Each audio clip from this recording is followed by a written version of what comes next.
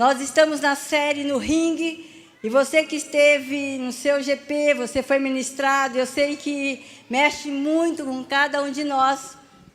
E de manhã o pastor Evaldo estava nos ministrando, e ele falou algo que me chamou a atenção, eu não havia parado para pensar, que nós precisamos ficar no ringue, porque o ringue é o lugar onde Deus está.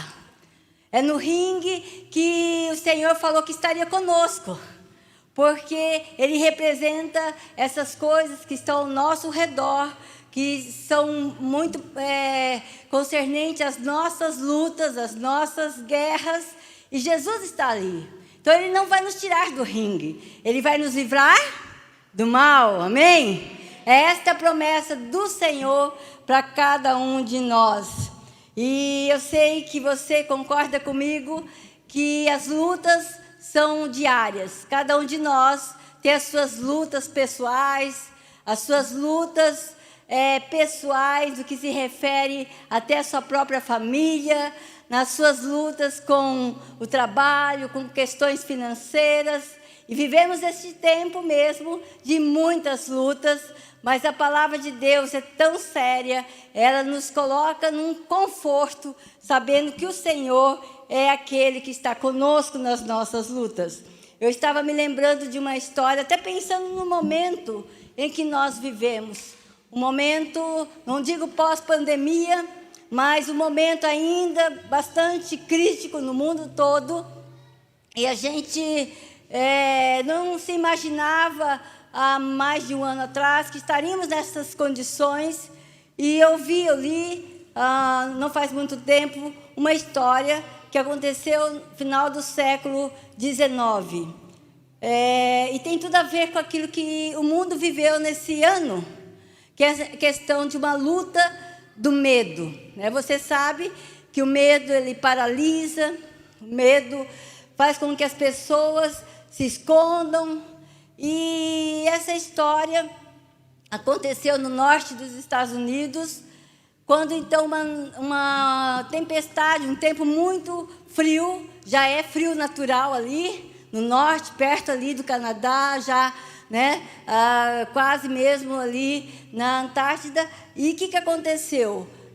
O comum era ficar 3 meses de frio, mas naquele ano, final do século XIX, ficou 6 meses de muito frio. E havia uma aldeia nas montanhas, onde ali foi muito maior o frio, e as pessoas se recolheram nas suas casas, e elas ficaram ali com medo, porque a nevasca era grande, houve muitas perdas, e eles se recolheram com medo nas suas casas. E aquela aldeia toda ficou reclusa por 6 meses. Quando então veio a primavera, veio o tempo bom, veio de gelo, mas na colina onde as pessoas tinham ali os seus mercados, os seus comércios, notaram que ninguém mais daquela pequena vila vinha para comprar alimento e nada, não havia movimento a respeito daquelas pessoas que estavam ali escondidas, guardadas naquela vila. E então as pessoas que eram do vale, que já tinham sua vida comum, vida normalizada, ficaram então preocupados e voltaram então para ver, foram até aquele lugar onde as pessoas estavam nas suas casas e perceberam que aquelas pessoas estavam ainda apavoradas, com medo, não saíam das suas casas. E quando eles chegaram, eles perceberam então que elas estavam doentes. Elas tinham entrado então hoje no chamado síndrome da cabana. É uma doença muito próprio de países onde o inverno é muito rigoroso. Aquelas pessoas precisaram de acompanhamento rigoroso, psicológico, porque eles haviam entrado neste lugar. O medo, a luta, sabe quantos de nós, com medo de tantas coisas, nós não conseguimos neste ringue ter forças para lutar contra aquilo que nós conhecemos como os nossos inimigos. Semana passada vimos que os nossos inimigos, biblicamente falando, são 3. E nós sabemos que ainda temos nós mesmos, mas né? A carne, o diabo e o mundo são aqueles inimigos ferozes. E hoje eu quero conversar com você sobre as nossas lutas. E sabe, a maior dificuldade nas nossas lutas não é a presença do inimigo, mas é a ausência de Deus. Quantos de nós passamos por tantas situações neste tempo de pandemia? Mas eu sei que nós com o Senhor passamos de forma diferente daqueles que não tinham o Senhor. Tem que ser.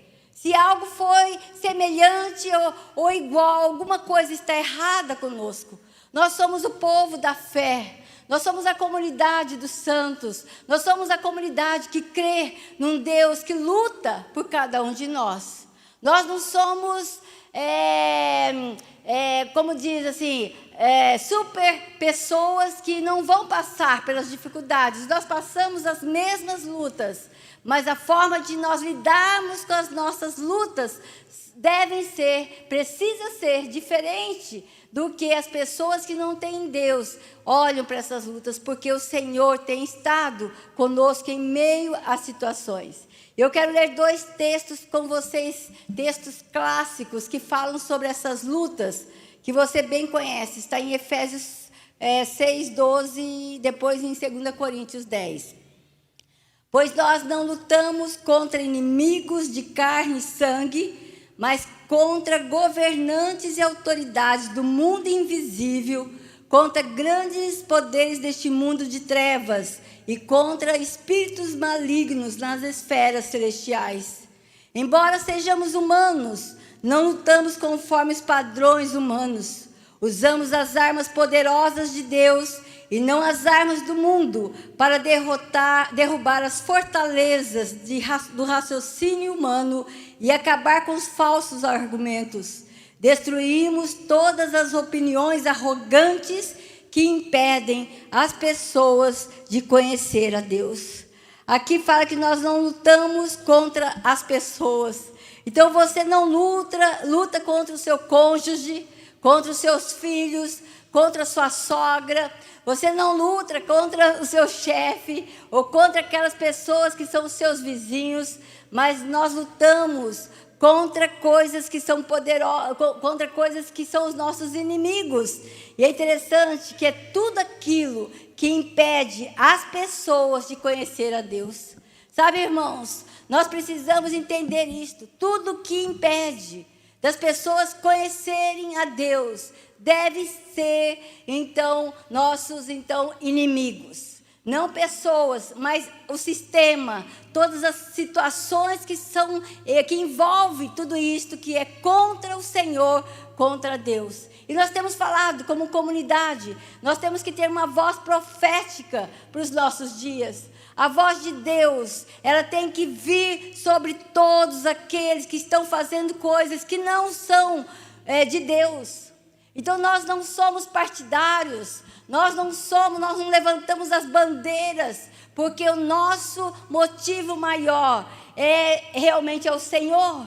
São as causas do Senhor, são coisas que são muito mais relevantes para a transformação deste mundo. O Senhor Jesus mesmo falou algumas coisas que são sérias. Muitas vezes as pessoas estão levantando isso, aquilo, falando, e são tão,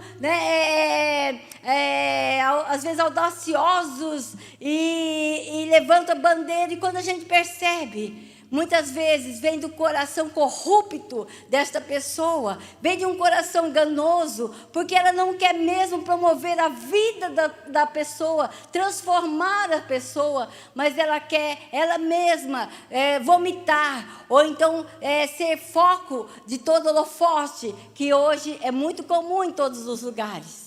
Então nós precisamos ter muito discernimento espiritual, buscar do Senhor aquilo que é realmente concernente àquilo que Deus quer para nós.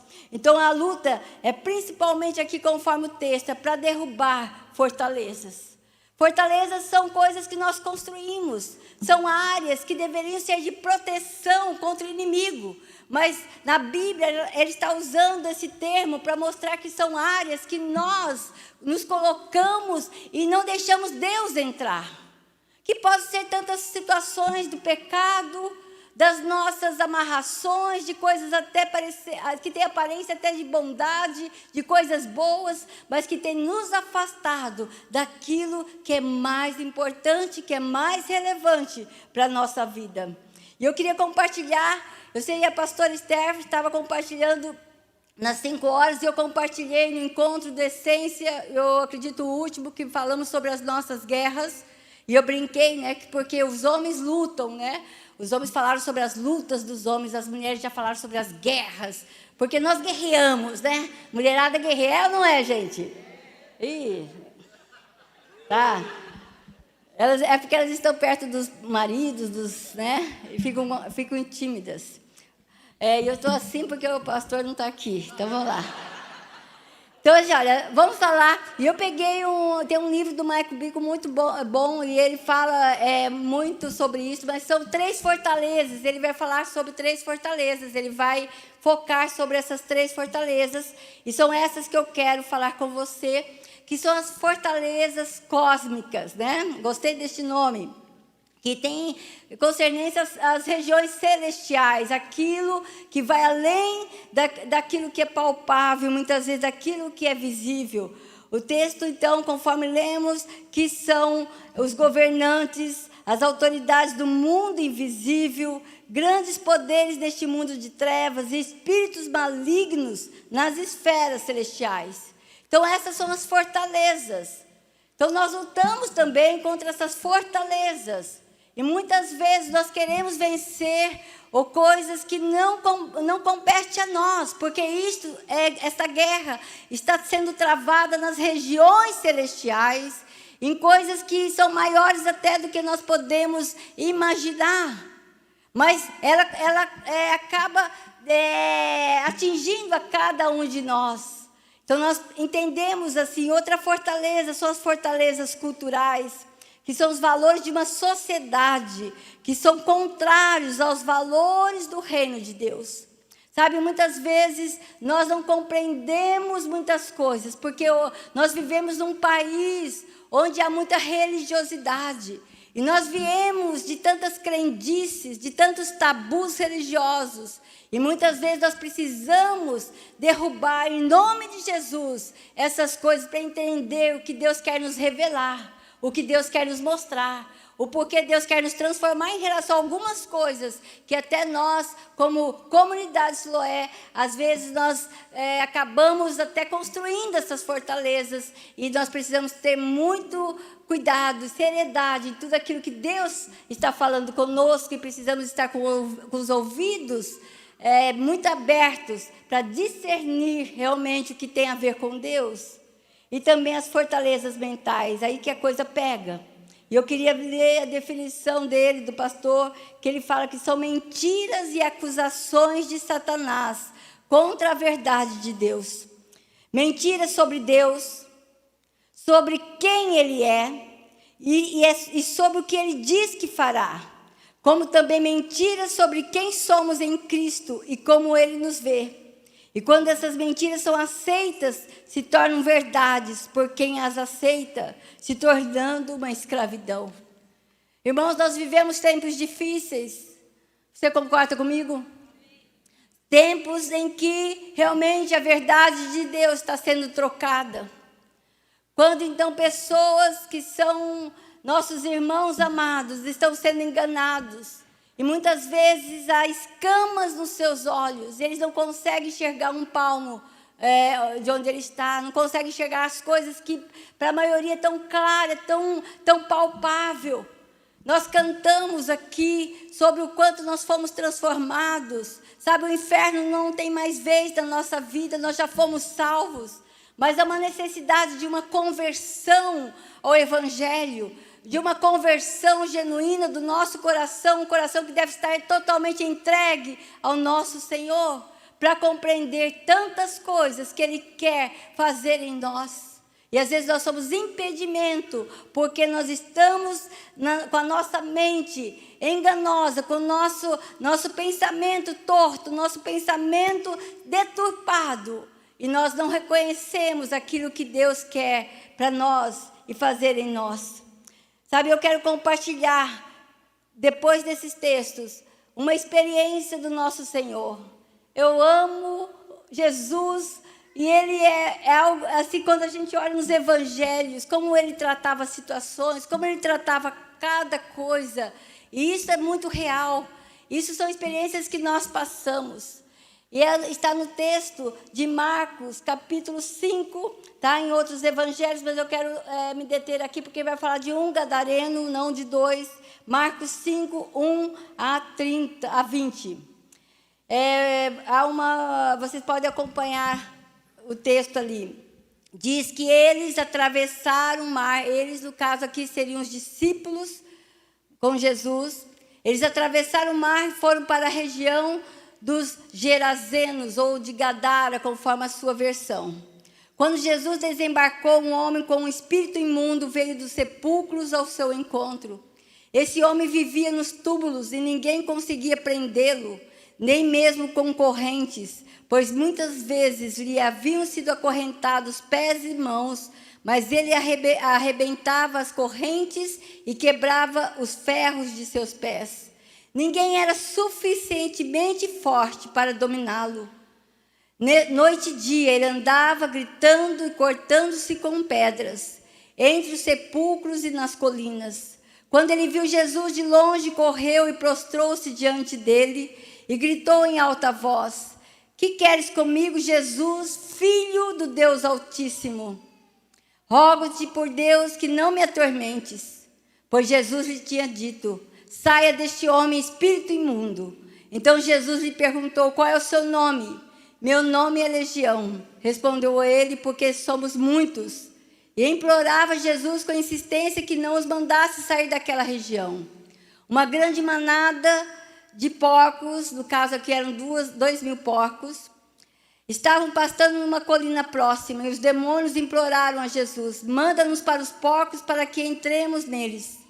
Ele lhes deu permissão, e os espíritos imundos saíram e entraram nos porcos. A manada de cerca de 2.000 porcos atirou-se precipício abaixo em direção ao mar e nele se afogou. Os que cuidavam dos porcos fugiram e contaram esses fatos da cidade, nos campos, e o povo foi ver o que havia acontecido. Quando se aproximaram de Jesus, viram ali um homem que fora possesso da legião de demônios, assentado, vestido e em perfeito juízo, e ficaram com medo.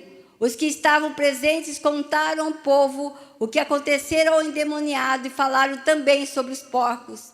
Então o povo começou a suplicar a Jesus que saísse do território deles. Quando Jesus estava entrando no barco, o homem que estivera endemoniado suplicava-lhes que o deixasse ir com ele. Jesus não o permitiu, mas disse: Vá para casa, para a sua família, e anuncie a eles quanto o Senhor fez por você e como teve misericórdia de você. Então aquele homem se foi e começou a anunciar em Decápolis o quanto Jesus tinha feito por ele, e todos ficaram admirados. Irmão, quando nós olhamos aqui no capítulo anterior do texto de Marcos, mostra que os discípulos ficaram com muito medo, porque eles estavam no mar da Galileia, e era comum as tempestades, e era final de tarde, e os ventos passaram e fizeram com que o barco quase viesse afundar, e Jesus dormia. Jesus estava dormindo, e eles ficaram ali em pânico, e acordaram Jesus: Ó Senhor, você não se importa conosco, você está dormindo, olha essa tempestade. E Jesus chamou a atenção deles pela fé que eles tinham, que era uma pequena fé. Este era o contexto. E eles então ficaram ali, olhando um bando de homens de uma fé deste tamanho. E Jesus então os convoca, os chama para ir para o outro lado do mar da Galileia, que é a região de Gadara. É uma região que os judeus não gostam. É uma região de gentios. Por isso que você vê que eram pessoas que cuidavam de porcos, porque os judeus não cuidam dos porcos. Os pagãos, os gentios que cuidavam daqueles porcos. E lá foi Jesus.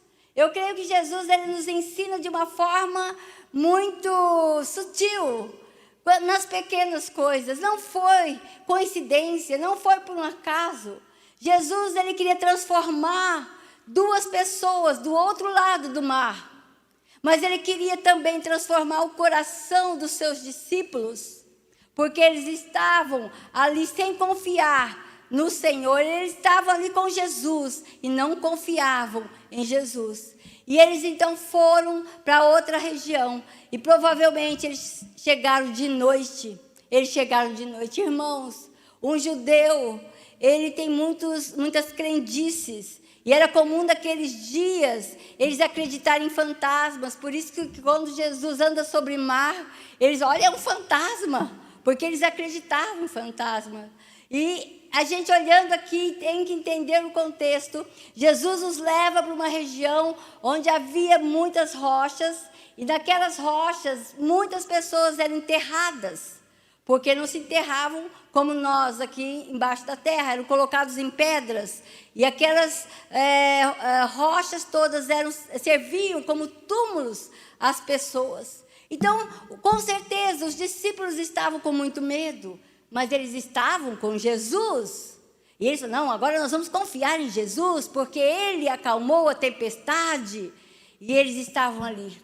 Com certeza, pensando, olha, nós não trouxemos uma tocha, porque também era comum eles pensarem ali, era crendice, que quando você saísse de noite, você teria que levar uma tocha para expulsar o demônio. E eles também deveriam pensar, olha, aquele cara lá está chegando, nós não conhecemos, ele deve ser endemoniado. E era mesmo, era endemoniado. E ali eles estavam se deparando a prova da fé deles, num sentido ali que era a própria luta deles, a luta da mente, de tantas crendices, de tantas coisas. E agora eles estavam se deparando com uma situação que Jesus ia ensinar muitas coisas e também ensina a cada um de nós. Mas nós precisamos, dentro do texto de 1 Coríntios, aqui de Efésios, entender que estas fortalezas não eram só propícias ou próprias aos discípulos de Jesus, mas também a cada um de nós. Quantas coisas que nos amarram, quantas coisas que nos impedem de crescermos em Deus, porque a nossa mente, ela está toda envolvida com muitas coisas que nós precisamos ser renovados, para que entendamos todas as coisas do Senhor. Então, como destruir fortalezas? Uma das coisas que é óbvia é que nós devemos conhecer a Deus e a sua palavra. Sabe, irmãos, você que está chegando aqui, nós somos uma comunidade que ama a palavra de Deus. Nós ensinamos os nossos irmãos, nós ensinamos as nossas ovelhas a amarem a palavra de Deus.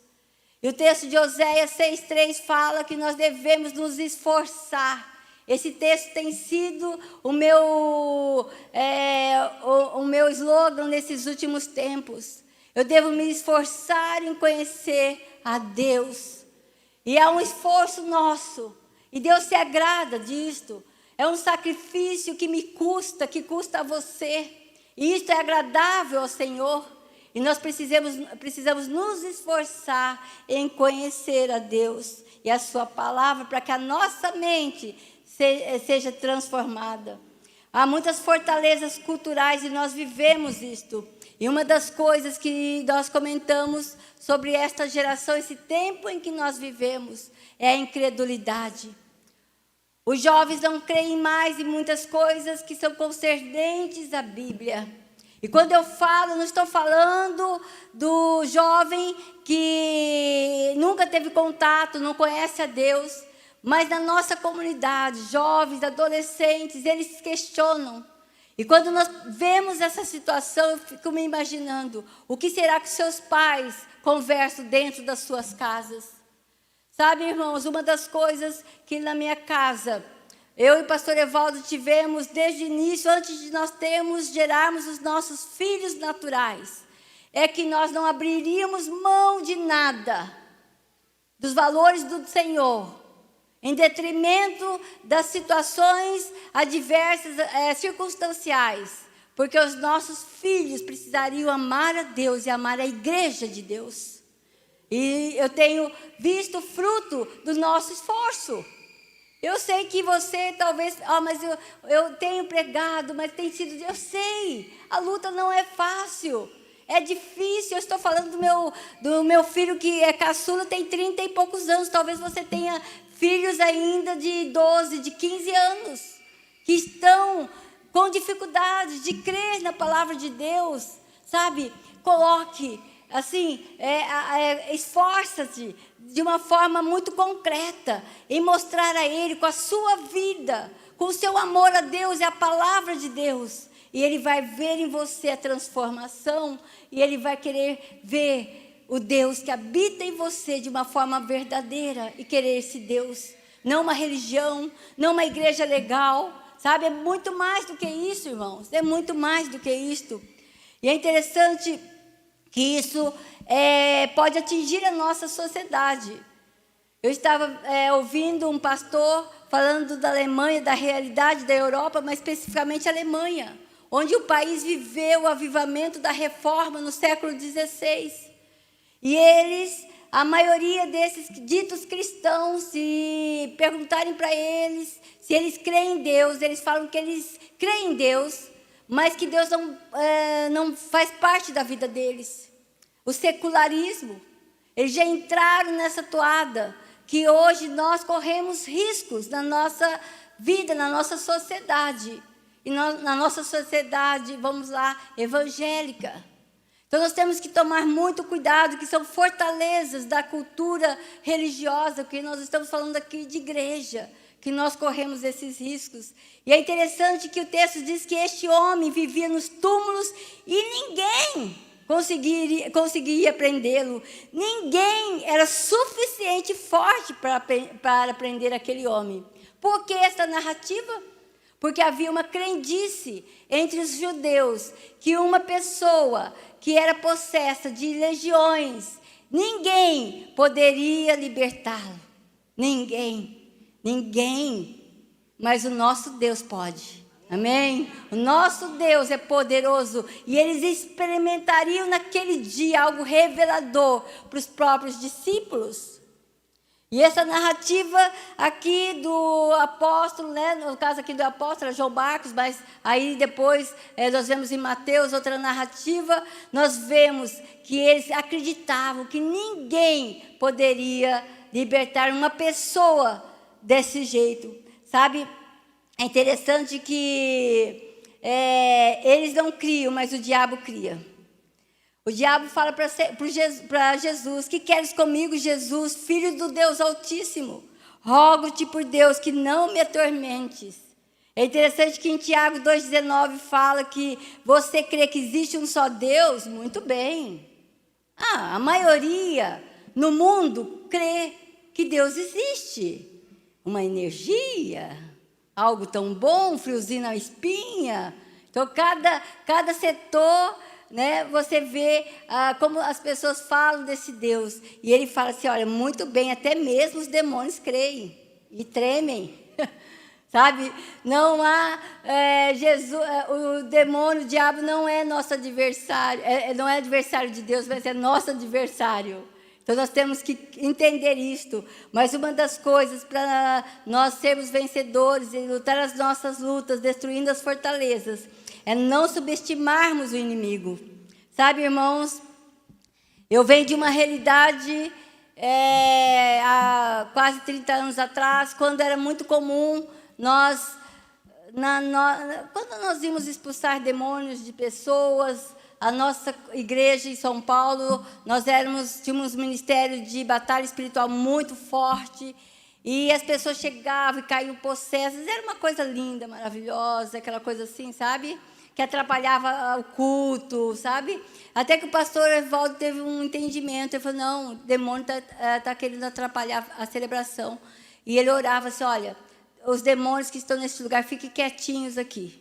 E nunca mais, naquele momento de celebração, se manifestava, e eles se manifestavam depois e eram expulsos. Mas eu me lembro assim, que era comum as pessoas fazerem entrevista com os demônios, subestimando, né? Vamos entrevistar, né? Vamos entrevistar. Eu me lembro e aquele negócio, qual é o seu nome, né? Aí o cara, né? Sou Legião, né? E falava uma voz assim de medo, né? E todo mundo tremia, sabe? Os crentes, tudo com medo, né? E eu me lembro que um pastor conhecido, que ele, não vou falar o nome dele, porque ele já é falecido, ele não tem defesa, mas ele era um pastor de uma grande igreja em São Paulo. Eu estou falando de uma grande igreja, uma instituição denominacional que tem igrejas para tudo quanto é lugar. E ele tinha um programa de rádio, era muito comum, 35 anos atrás. E no rádio ele fazia entrevista com os demônios. E os crentes que gostavam de ouvir isto. Ele vai entrevistar, né? E eu me lembro porque isso se tornou piada nas igrejas, né? E ele foi, então, um dia entrevistar um endemoniado. E ele perguntava, ele gostava, né? Demônio, você gosta da igreja metodista? Aí o demônio, eu gosto, né? E da igreja batista? Ah, eu gosto. E da igreja presbiteriana? Ah, é muito boa, né? E aí ele chegou na igreja dele, que eu não vou citar o nome, né? E você gosta da minha igreja? Eu gosto. Demônio mentiroso, sai dele, sabe? Da dele não podia gostar. Então essas coisas eram ridículas, sabe? Então às vezes a gente começa a enfrentar e nos tornar ridículos, não entendendo. Mas nós não podemos subestimar o nosso inimigo. É tanto que você lendo lá em Atos 19, a experiência de, ali na situação, os 7 filhos do sacerdote Seva, eles estavam expulsando demônios. Mas eles expulsavam e eles falavam, olha, em nome de Jesus, a quem Paulo prega, você deve sair. E os demônios não saíam, os possessos não eram libertos. E é interessante que diz que o demônio, então, ficou bronqueado com aquele crente. Os 7 filhos lá do cara, né? Não, assim não dá certo. Não é assim que me expulsam. Ó, vamos fazer o seguinte. Falei, eu conheço Jesus e eu conheço Paulo, mas vocês eu não conheço. E deu uma surra neles. Sabe, irmãos? Muitas vezes nós estamos nesta condição de subestimar, porque as coisas são mais simples do que você pensa. Mas você não pode levar para a área humana, você não expulsa com o seu esforço humano, mas é em nome de Jesus, que é poderoso, que vai libertar, que vai transformar as vidas das pessoas. E Deus tem todo o interesse que haja libertação, que haja mesmo, a pessoa seja livre dessas coisas que estão aprisionando eles. Sabe, quando nós encontramos uma fortaleza espiritual, isto não é um testemunho de presença de um grande demônio, mas da ausência da glória de Deus. Muitas vezes você olha aquelas pessoas ali, olha, a igreja, ela está forte, porque eles estão expulsando os demônios e fazendo aquele barulho, não. Sabe, quando a glória de Deus está presente, não há lugar para bagunça, não há lugar para manifestações, porque eles saem correndo, eles não aguentam a presença de Jesus. E nós precisamos entrar neste lugar que Jesus estava mostrando àqueles discípulos. E é interessante que Jesus fala sobre o domínio territorial. E teologicamente, nós não estamos aqui firmando uma doutrina, mas uma experiência de Jesus, porque o próprio Senhor Jesus perguntou a eles, qual é o seu nome? E eles vão falar, meu nome é Legião, e porque nós somos muitos, né?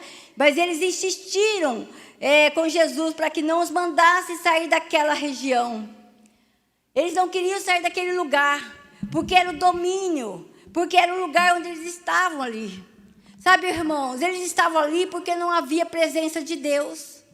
Eles estavam ali porque houve largueza, houve abertura, houve situações que aquelas pessoas deixaram que o diabo tomasse conta daquele lugar. Por isso que havia, então, domínio territorial.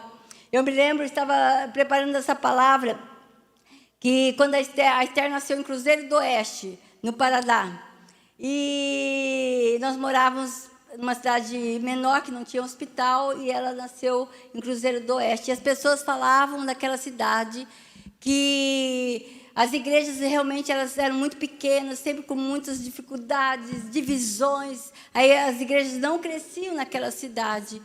E falava-se que, então, que até terreiro de macumba naquela cidade não dava certo. Então, as pessoas tinham isso em relação àquela cidade.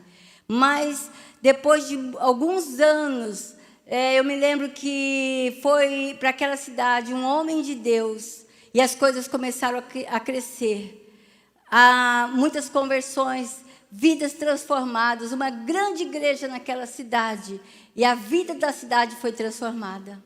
Sabe, o diabo não tem poder, não tem domínio, é tanto que Jesus, porque eles acreditavam que os porcos eram cavalos. Eu não quero entrar nessa situação de explicar algumas coisas para vocês, não é por isso que é a palavra, mas havia ali naquele lugar, e eles acreditavam que os porcos, eles eram agentes de demônios, então os demônios iriam para lá e ficaria tudo certo.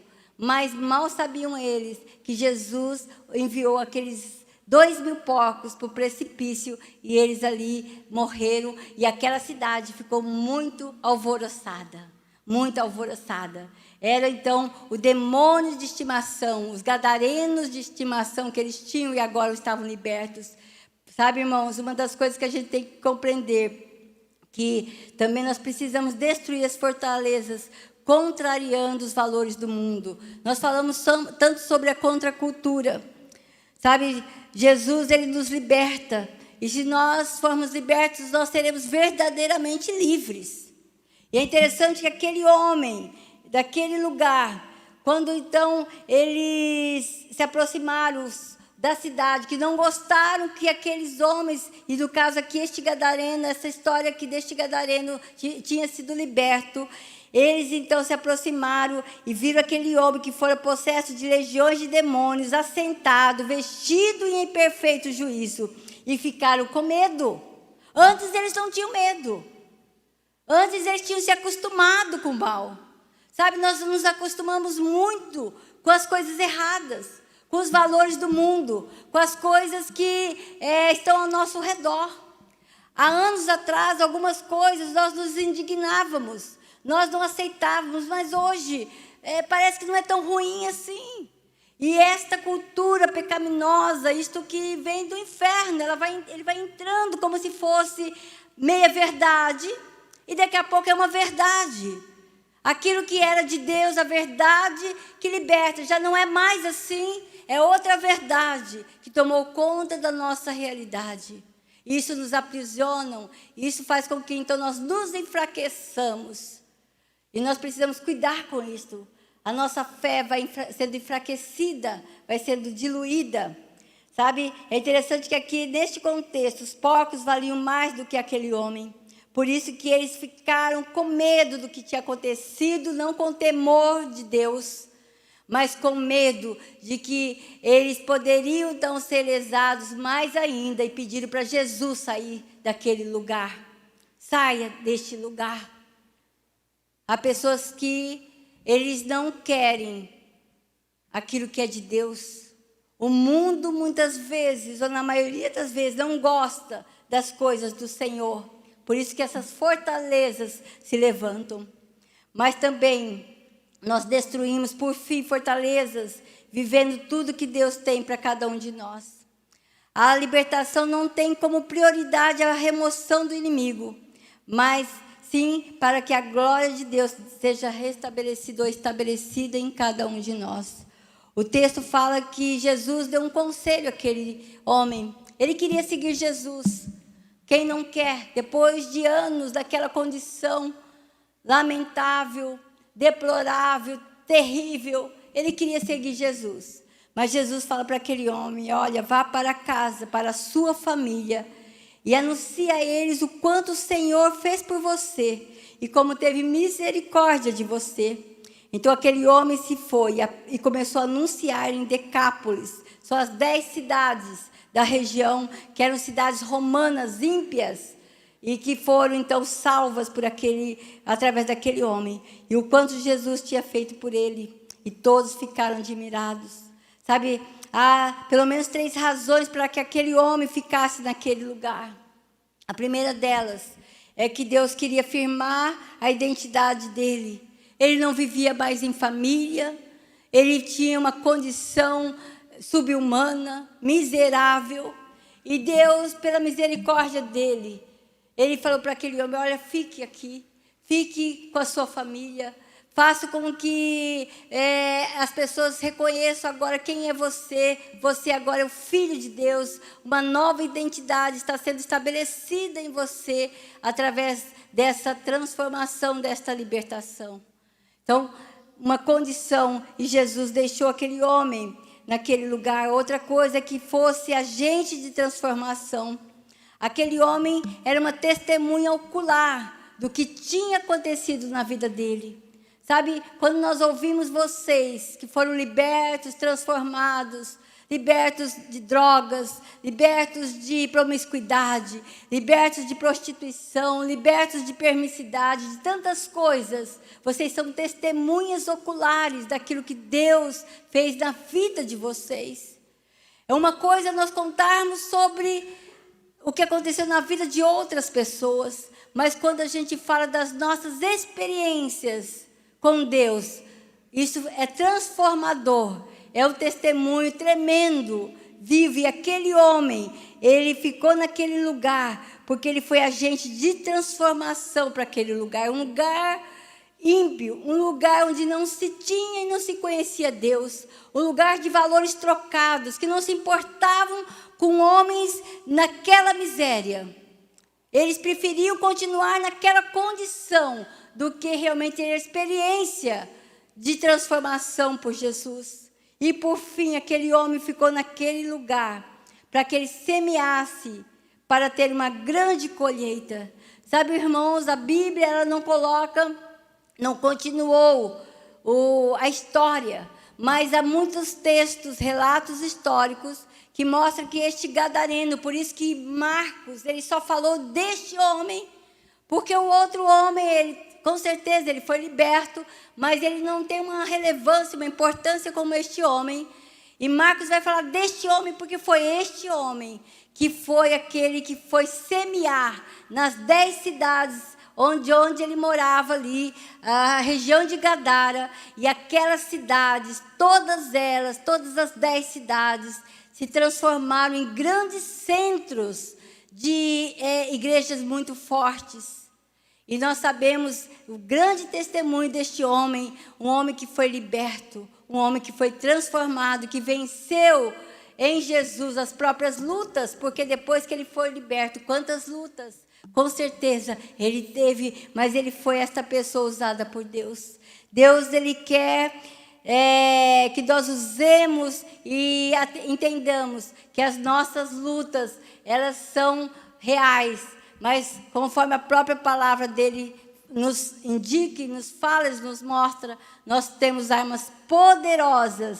E o texto diz que nós usamos as armas poderosas de Deus, nós destruímos todas as opiniões arrogantes que impedem as pessoas de conhecer a Deus. E nós não vamos convencer ninguém fazendo apologia. Nós não vamos convencer ninguém brigando. Eu já passei desta fase. Eu me lembro que quando eu me converti na minha família, ninguém conhecia Deus. E eu ficava discutindo. Eu nunca ganhei ninguém pela discussão. Sabe, a gente ganha as nossas lutas no ringue, porque Deus está ali. E Deus, ele guerreia as nossas lutas. Ele nos dá armas poderosas. E como nós lemos, não são armas humanas, são armas espirituais, armas contra qualquer argumento. Nós vivendo a verdade de Deus, nós falando a verdade de Deus, as coisas vão começar a mudar ao nosso redor. Amém? Eu queria terminar orando com vocês, declarando mesmo que esse Deus que é tão poderoso, eu queria que você ficasse em pé. O texto está ali em Salmo 18, 31, 34. E o salmista, ele tinha essa convicção desta guerra, desta luta. mas ele tinha convicção de quem era Deus e de quem é Deus, e nós precisamos entender isto. E eu queria que nós falássemos bem alto esse texto, e depois eu vou orar, porque eu sei que, a começar em mim, nós temos lutas. Pastor Evaldo estava de manhã compartilhando. Às vezes você olha para nós aqui, eles não têm lutas, né? Parece que é tão fácil. Mas talvez as minhas lutas sejam diferentes das tuas lutas. E as lutas de alguns aqui, né, completamente diferentes dos outros, né? Mas nós sabemos que todos nós lutamos e o Senhor realmente tem sustentado as nossas vidas. Então vamos declarar muito forte esse texto. Vamos lá, vamos lá. Pois quem é Deus além do Senhor?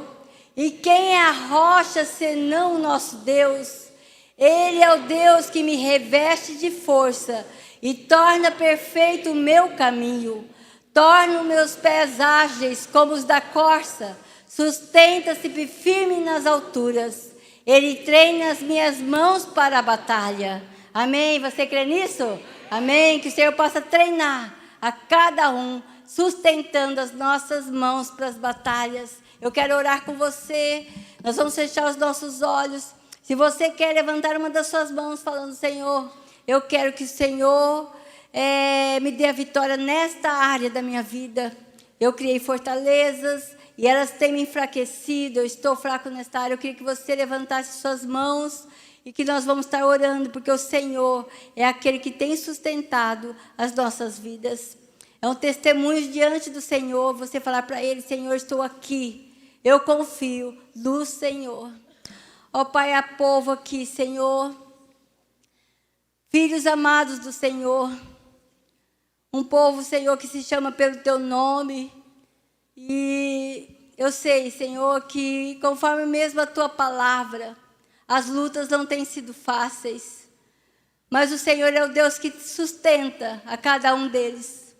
Que o Senhor possa estar levantando-os, ó Pai, como guerreiros, firmados, e realmente entendendo que são armas poderosas que o Senhor tem disponibilizado para cada um de nós. Então, em nome de Jesus, na autoridade do nome de Jesus, que cada um de nós saibamos, ó Pai, quais são essas fortalezas que temos levantado e que tem impedido de nós caminharmos, de nós avançarmos na nossa vida com o Senhor. Nos dê o discernimento espiritual a cada um que está aqui, Senhor. Ó, os nossos irmãos que estão com suas mãos levantadas, Senhor, que a Tua misericórdia, a Sua bondade os acompanhe. O Teu favor, ó Pai, esteja sobre cada um deles. Não os deixe, Senhor, enfraquecer, desanimar, desacreditar. Ó Senhor, traga um óleo, uma unção nova nesta noite a cada um, Senhor. Que o Senhor possa estar, Senhor, derramando da Tua presença. Nós sabemos, Senhor, que os nossos inimigos são realmente ferozes, são vorazes, ó Pai.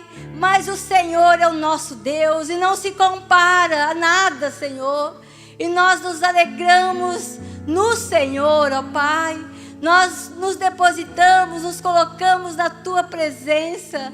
Então, Senhor, como igreja, Senhor, nós queremos sustentar um ou outro, Senhor. Nós queremos, ó Pai, na autoridade do nome de Jesus, realmente entendendo quem são os nossos inimigos, quais são as nossas lutas, mas entendendo quem é o nosso Deus, para que possamos, ó Pai, experimentar totalmente, Senhor, na mente renovada, o que nós podemos usar, realmente, estas armas poderosas, ó Pai. Abençoe os meus irmãos, ó Pai. Dê graça, Senhor. Ó Pai, dê uma semana mesmo de vitória. Cada dia, Senhor, vencendo as suas lutas, ó Pai. Que haja grande testemunho, Senhor, testemunhos ali vivos, testemunhos oculares, ó Pai, de uma vivência, de uma experiência de transformação para a glória do Senhor, em nome de Jesus, na autoridade deste nome maravilhoso, nome de Jesus, que venceu todas as coisas, todas as lutas por nós, ó Pai, em nome de Jesus. Amém E amém, amém. Você pode saudar o Senhor?